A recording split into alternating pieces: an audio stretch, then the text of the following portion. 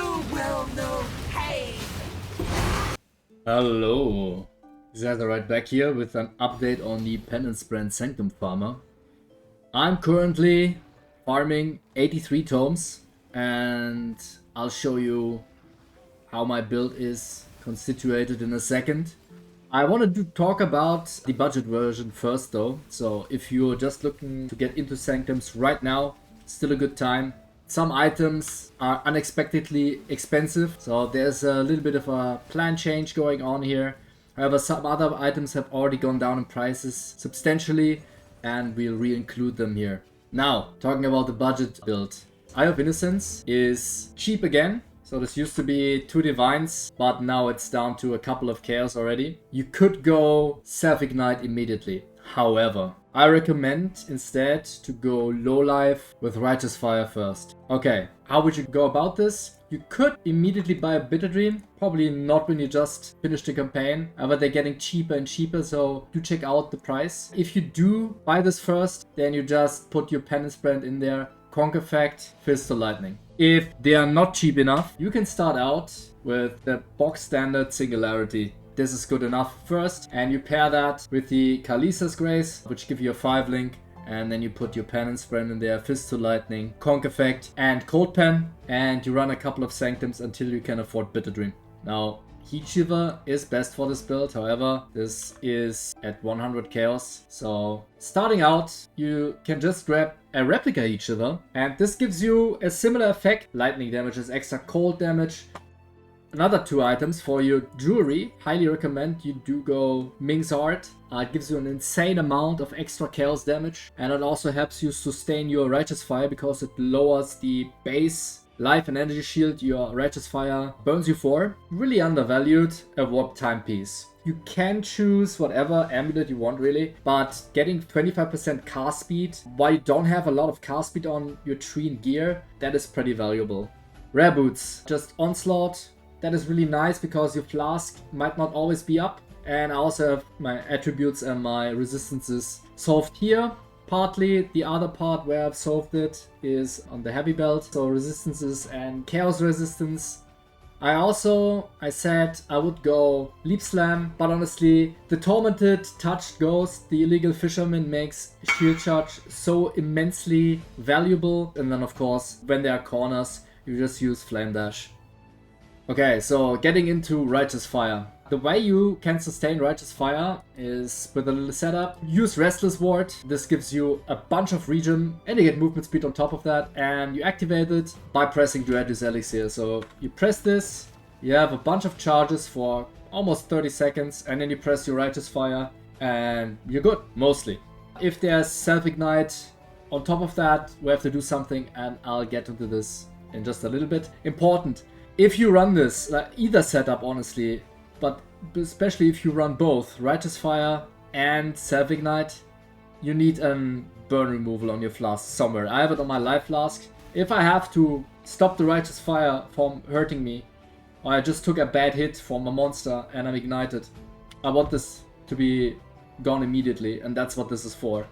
So don't die a stupid death by not having this. Another point on stupid deaths. You can die to Corrupted Blood, actually, in Sanctums. There are rare monsters in there and they can have the modifier that gives you Corrupted Blood stacks. Right now, I have it on a flask and the plan is, of course, to replace this with a Corrupted Jewel Implicit. Don't skip on of it. You will lose Sanctum runs for this. Alright, now, I want to talk a little bit about why I'm not low life. I hate dying, and I hate dying on a 40C tome and losing that. That's partly why I'm not low life. Now, I could be low life and have a Might of a Matter setup and maybe even Flesh and Stone, but this doesn't work. Alright, let me quickly demonstrate why this doesn't work. Okay.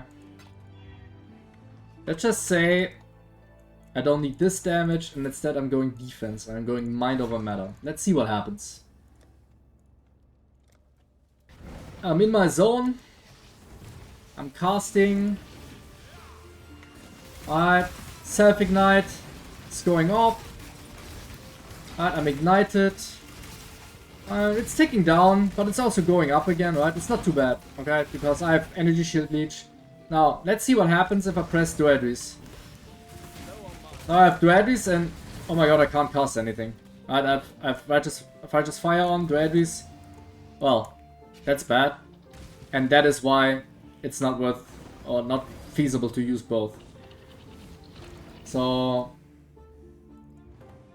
No Mom, and because I don't want to get one shot with 900 HP, I'm going full life.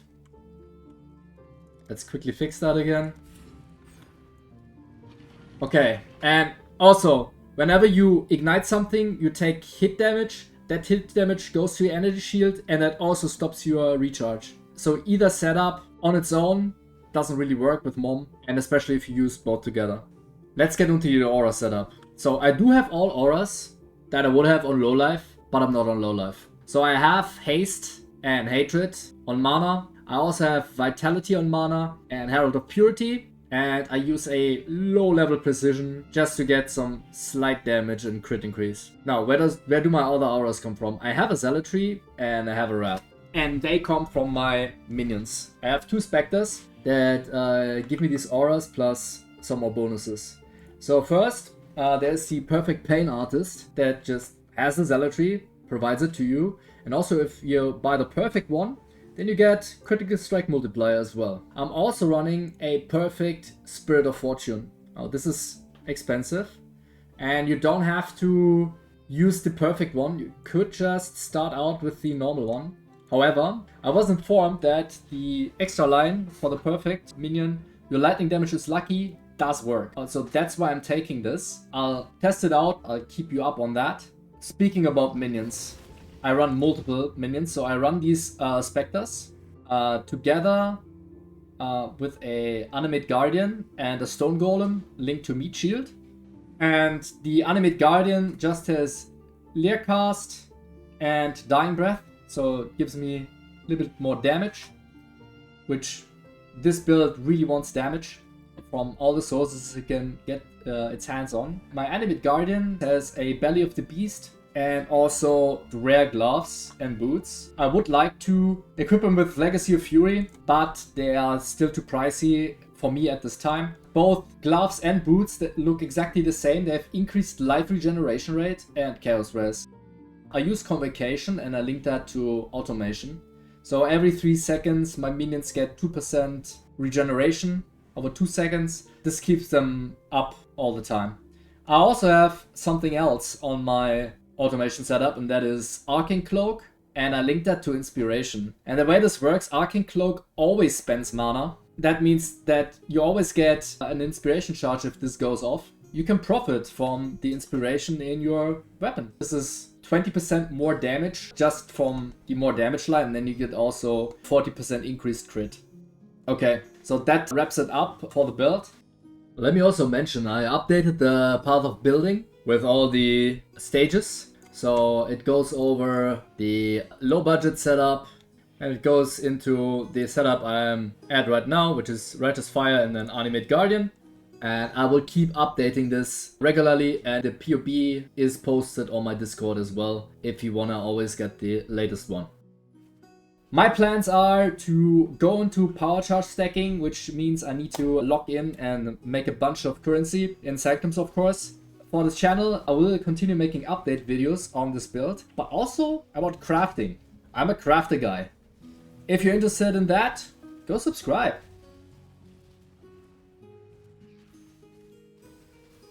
As soon as this video is online, I'll be live on Twitch, farming Sanctums, crafting items, and doing all sorts of stuff. Hope to see you there. See ya.